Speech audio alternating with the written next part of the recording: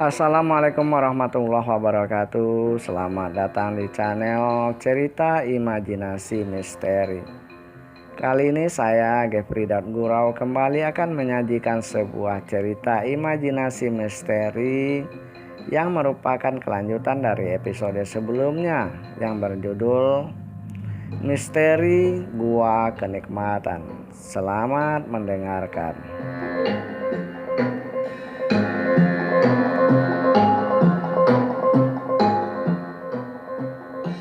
Sadewo terkejut alang-kepalang ketika terbangun dari tidur. Hidungnya dipenuhi oleh bau bangkai yang menyengat. Tanpa disadari, tangan kanan Sadewo juga menyentuh setumpuk benda lunak. Ketika diraba-raba terasa basah. Sadewo dapat memastikan bahwa benda itu adalah tubuh manusia yang sudah membusuk. Saat ekor matanya melirik ke makhluk itu, ternyata makhluk itu dibungkus oleh kain putih. Membuat Sadewo kalang kabut, nyalinya ciut, kakinya tak bisa ia gerakkan. Kedua tangannya lemas, mulutnya tak bisa berkata apa-apa. Tadi sebelum tidur dia sangat sedih sekali, sangat menyesal sekali dengan apa yang telah ia lakukan bersama Hendrik dan Joko. Sebuah nyawa melayang di tangannya. Nyawa dari orang yang tak berdosa. Membuat hatinya hancur dan takut dengan 18 tahun yang akan dialaminya apabila ia tertangkap oleh polisi. Itu untuk dunia, sedang hukum Allah entah bagaimana pula. Dan setelah terbangun dari tidur, sebuah pemandangan yang tak pernah ia dapatkan sekarang hadir di batang hidungnya.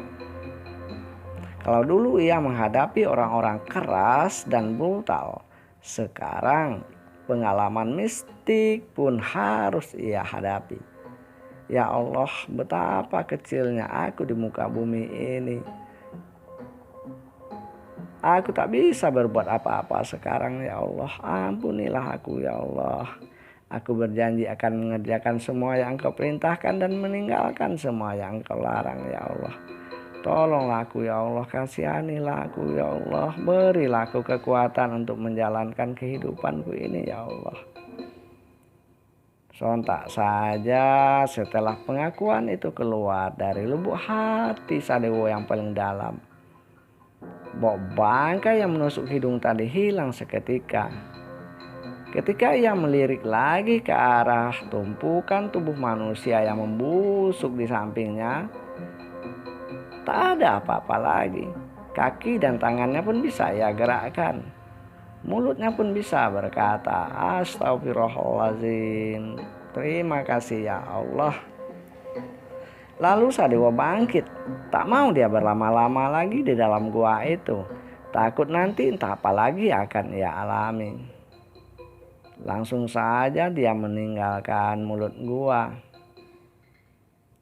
Tapi tak lama berjalan, tampak di depannya menghadang seorang perempuan memakai baju putih, melamai-lamai kepadanya. Bagaikan terhipnotis, Sadewo hanya mengikuti saja. Kemana perempuan itu melangkah, ia mengikuti dari belakang. Meliuk-liuk mengikuti jalan yang dibuat oleh perempuan itu. Hingga akhirnya mereka sampai di pinggiran sebuah sungai. Lalu perempuan itu melayang ke seberang sana.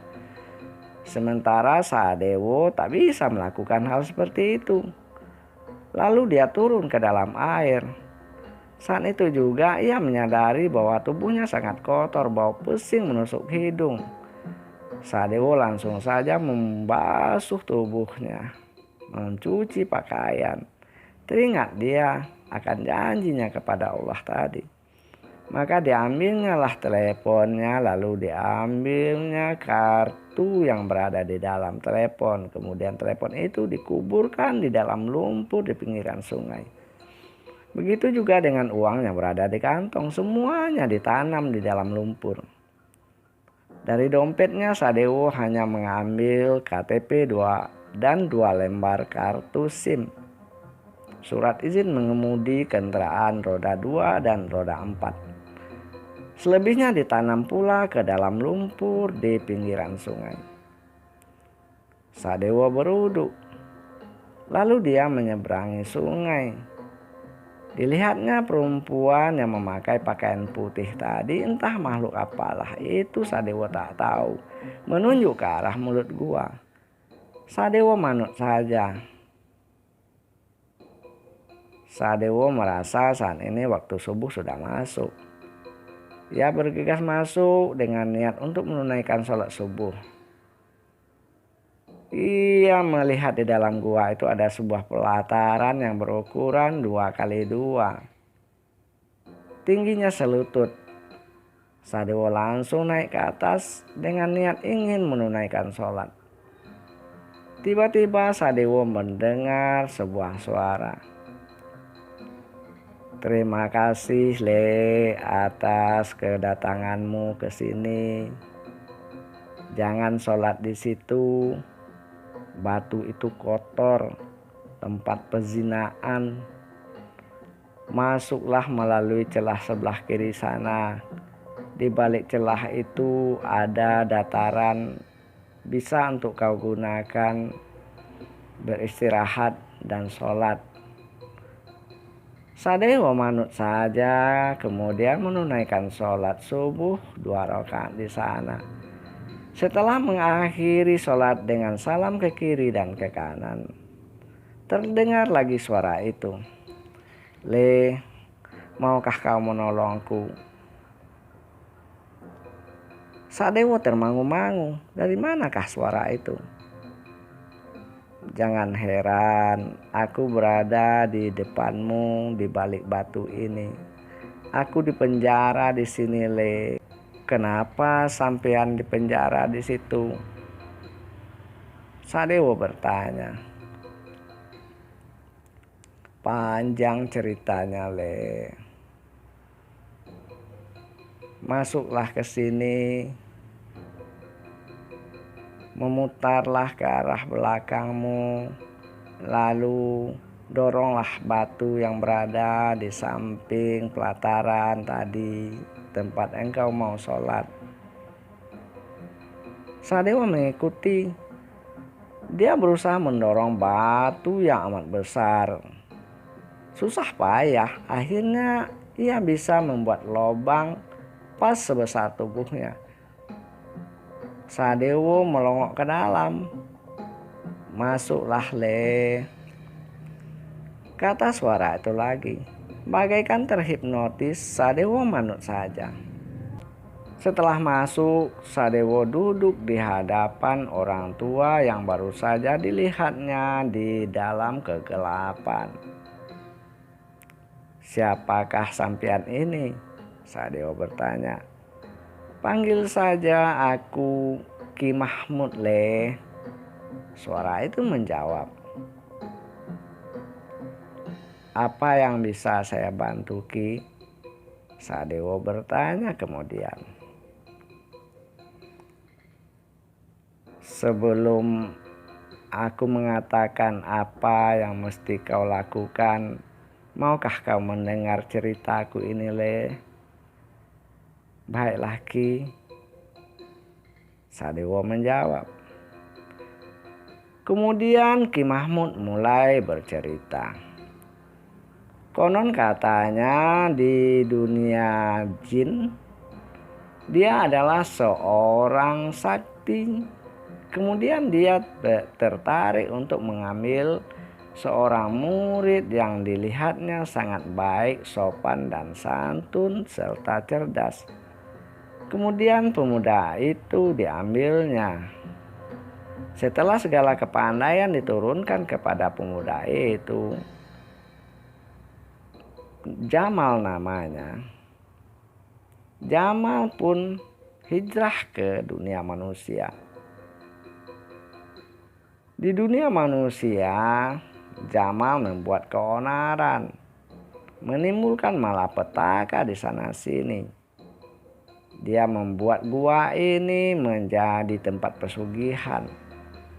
Dengan iming-iming uang dan emas, banyak perempuan yang menjadi budaknya. Banyak perempuan yang menyerahkan diri dan menyembah kepada Jamal. Sehingga suatu hari cerita itu sampai ke telingaku. Kata Mbah.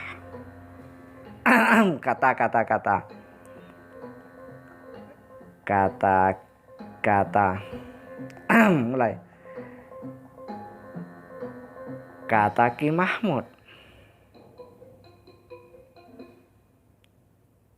aku tak begitu percaya dengan kabar yang kuterima. Untuk memperjelas, akhirnya aku mendatangi gua ini. Setelah kulakukan penyelidikan beberapa hari, barulah aku bisa memastikan bahwa kabar yang kuterima itu adalah benar. Aku melihat sendiri kelakuan muridku itu dengan mata kepalaku. Kupergoki, kunasehati, dia betul-betul memohon ampun kepadaku, menyesal dan ingin bertobat. Karena rasa sayangku kepadanya yang berlebih-lebihan, aku pun mengampuninya. Tetapi rupanya dia sudah menjadi jin kafir yang teramat durhaka. Waktu aku terlengah, dia memopongku dari belakang hingga aku pingsan tak berdaya. Kemudian dia memenjarakan aku di dalam gua ini. Lihatlah, pinggangku diikat dengan rantai emas. Aku tak bisa berbuat apa-apa. Karena itulah aku selalu berdoa kepada Allah agar datang seorang pemuda yang bisa kuharapkan untuk menolongku dan memusnahkan Jamal. Alhamdulillah hari ini doaku dikabulkan oleh Allah, kata Ki Jamal menutup ceritanya. Lalu apa yang harus aku lakukan, Ki? Sadewa bertanya lagi. Kesinilah, Le. Arahkan punggungmu kepadaku. Lalu Sadewa melakukan. Ki Mahmud menempelkan kedua telapak tangannya di bahu Sadewa. Sadewa merasakan suatu aliran hangat memasuki tubuhnya.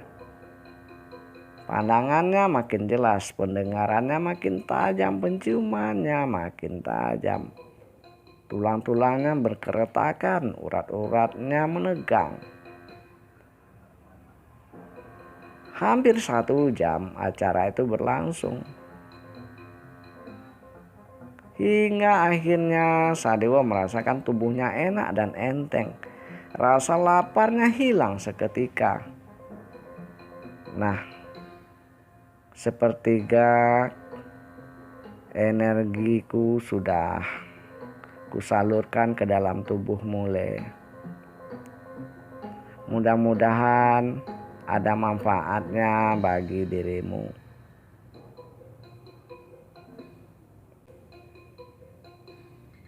Jawab Mahmud, terima kasih, Ki. Apakah sekarang aku sudah bisa memutuskan rantai yang membelenggumu itu? Sadewa bertanya. Belum. Kekuatan ini takkan mampu. Selagi Jamal masih hidup di dunia ini, rantai ini takkan bisa diputuskan. Jadi, aku harus bagaimana, Ki? Sadewa bertanya kembali. Menurut perhitunganku, nanti malam akan ada perempuan yang datang ke sini untuk menyerahkan dirinya sebagai pelampias nafsu birahi Jamal. Nah, saat itulah nanti aku minta pertolonganmu, Le. Ketika mereka melakukan kemaksiatan itu, kau perhatikanlah detik-detik Jamal mencapai klimaksnya. Apabila waktu itu tiba, kekuatan yang sudah kusalurkan kepadamu itu haraplah kau pergunakan. Tamparkanlah tanganmu ke ubun-ubun si Jamal, kemudian tekan sekuat-kuatnya sampai ia musnah. Apapun yang terjadi, jangan kau lepaskan telapak tanganmu dari ubun-ubunnya. Mudah-mudahan Allah menolong kita. Sejenak Sadewo berpikir, apakah aku bisa melakukannya, Ki? Dengan pertolongan Allah, mudah-mudahan kamu bisa melakukannya, Le. Setelah itu nanti barulah kau bisa memutuskan rantaiku ini. Baiklah Ki kalau begitu. Kemudian mereka melanjutkan perbincangan hingga sampailah waktu yang ditunggu-tunggu. Beberapa saat setelah Sadewo menunaikan sholat fardu Isya di dalam gua, Sadewo diperintahkan oleh Ki Mahmud untuk bersembunyi di dekat pelataran batu yang berukuran 2 meter kali 2 meter yang selalu dipergunakan oleh Jamal untuk melampiaskan nafsu birahinya kepada orang-orang yang telah menyerahkan diri dan keimanannya kepada Jamal dengan imbalan harta alias pesugihan. Tak lama setelah Sadewo bersembunyi di balik sebuah batu yang dikiranya aman, datanglah 2 orang perempuan ke dalam gua. Perempuan pertama tampak seorang nenek-nenek yang sudah berusia hampir 60 tahun. Lalu perempuan itu membakar lilin yang berada di dinding gua. Kemudian dia pun membakar bara di dalam dupa lalu menaburkan kemenyan. Nah, lepaskan pakaianmu. Duduklah di sini. Tunggulah ia datang. Apabila dia datang nanti, menyembahlah kepadanya, lalu ikuti apa katanya. Setelah semua selesai, kamu boleh meninggalkan gua ini. Aku hanya mengantarkan kamu sampai di sini. Sekarang aku akan kembali ke rumah. Kalau lilin mati, korek api kutaruh di sini, kata perempuan tua itu kepada perempuan temannya. Baik Nyi, aku akan menjalankan semua perintah Nyai. Lalu perempuan itu melepaskan semua pakaiannya dan dibiarkan menggeletak di lantai gua. Dia pun duduk bersila membelakangi lilin yang tadi dibakar oleh perempuan tua. Hampir setengah jam perempuan itu duduk bersemedi, entah apalah mantra yang ia baca. Tak lama kemudian tampak sekelebat bayangan memasuki gua. Seorang pemuda tampan berdiri di bawah pelataran batu yang diduduki oleh perempuan muda yang datang bersama nenek tadi. Perempuan itu tampak bersujud kepada makhluk yang baru datang. Makhluk tampan, mungkin inilah Jamal, gumam Sadewo di dalam hati. Bangunlah, Jamal berkata santai kepada perempuan itu. Berbaringlah, perintahnya lagi.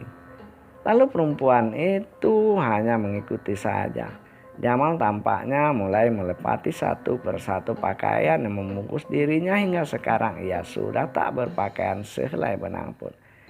Lalu mulailah aksi bejat itu dilaksanakan antara 2 makhluk, yaitu seorang perempuan yang tak punya iman sedikit pun dengan seorang jin yang tersesat. Sadewo memperhatikan saat-saat yang ditunjukkan oleh Ki Mahmud. Lama juga Sadewo menunggu saat klimaknya si Jamal. Akhirnya waktu itu tiba. Jamal menjerit, kepalanya ditogakkan ke atas. Mulutnya berkancing rapat, matanya terpejam. Saat itulah Sadewo datang menampar ubun-ubun Jamal dengan tangan kanannya hingga telapak tangan itu menempel di ubun-ubun Jamal. Jamal menjerit. Jamal meraung-raung. Tubuhnya bergetar. Sehingga perempuan yang berada di bawah perutnya menggeliat dan mendorong Jamal. Lalu ia mengambil semua pakaiannya yang bertebaran di lantai gua. Tak tahu itu pakaian Jamal ataupun pakaiannya sendiri. Langsung saja kabur meninggalkan mulut gua. Sadewo bersusah payah menahan telapak tangannya tetap menempel di ubun-ubun Jamal. Sadewo merasakan energi yang teramat kuat tersedot oleh telapak tangannya dan berkumpul di perut Sadewo. Sadewo menjadi pucat, tapi dia tidak mau melepaskan telapak tangannya itu sesuai dengan keterangan yang telah diberikan oleh Ki Mahmud. Apabila telapak tangannya terlepas maka sia-sialah usaha mereka. Dan Ki Mahmud tetaplah akan terbelenggu di situ. Sedang keselamatan Sadewo tak ada yang menjamin. Akhirnya Sadewo berusaha sekuat tenaga menekan ubun-ubun Jamal. Hingga akhirnya Jamal meraung dan bup, terjatuh ke pelataran batu lalu menghilang. Cepat masuk ke sini, Le. Terdengar suara Ki Mahmud tegang. Sadewo langsung mendorong batu yang menutupi pintu gua.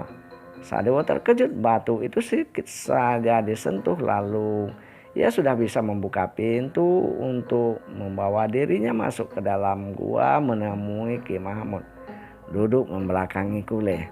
Akan ku atur energi Jamal yang kau sedot itu di dalam tubuhmu agar tidak mengganggu dan sebaliknya bisa bermanfaat, kata Ki Mahmud menerangkan.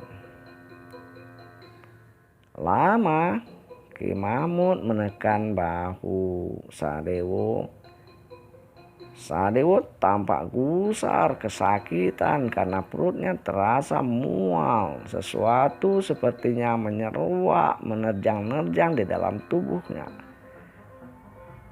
Hingga akhirnya 1 jam Ki Mahmud menempelkan kedua telapak tangannya di bahu lalu di punggung Sadewo. Akhirnya Sadewo merasakan sebuah ketentraman yang luar biasa. Tubuhnya ringan, tenaganya terasa kuat sekali. Hidung dan telinganya sangat tajam, pandangannya apalagi. Hingga akhirnya Ki Mahmud melepaskan kedua telapak tangannya dari punggung Sadewo. Nah, semua kekuatan Jamal sudah berhasil kau sedot, Le. Sekarang saya yakin kamu sudah bisa memutuskan rantai ini. Baiklah Ki, akan saya coba, kata Sadewo. Lalu dia membalikkan tubuh dan coba memegang rantai yang terbuat dari emas yang melingkar di perut Ki Mahmud. Rantai itu bagaikan rantai kapal besarnya. Sadewo coba menarik rantai itu dengan kedua tangan. Hingga rantai itu putus. Alhamdulillah. Ki Mahmud langsung bersujud syukur dan mengucapkan alhamdulillah. Terima kasih, Le, atas pertolonganmu. Aku tak bisa membayangkan seandainya engkau tidak mampir ke sini. Terima kasih, Le. Kapan-kapan aku akan menghampirimu, Le. Saat ini aku harus buru-buru meninggalkan tempat ini. Aku harus mengejar Jamal. Aku harus menjatuhkan hukuman kepadanya di alam jin sana. Sekali lagi terima kasih, Le. Ya, Ki. Bukankah semua ini atas petunjuk Ki Mahmud sendiri? Ya sudah, mudah-mudahan di lain waktu kita berjumpa lagi. Baiklah, Le, aku akan pergi sekarang. Nah, ini rantai emas ini adalah rezekimu. Pergunakanlah emas ini untuk keperluanmu dan keperluan-keperluan yang baik. Jangan pergunakan emas ini untuk hal-hal yang tidak terpuji. Apa ini halal, Ki? Yo halal, Tole. Ini aku sendiri yang memberikan kepadamu, kata Ki Mahmud sambil berlalu dari hadapan Sadewo. Selamat tinggal, Le. Selamat jalan, Ki, ujar Sadewo pula. Sadewo menimang-nimang rantai yang terbuat dari emas yang sekarang berada di tangannya. Panjang rantai itu tak kurang dari 2 meter. Baik, sahabat, kita cukupkan sekian dulu cerita ini. Lain kali akan kita sambung. Saya mohon maaf sebesar-besarnya sekiranya ada kata yang tidak pada tempatnya. Dan ambillah semua yang baik-baik, buanglah semua yang buruk-buruk. Semoga ada hikmahnya untuk kita semua. Wabillahi taufiq wal hidayah. Wassalamualaikum warahmatullahi wabarakatuh.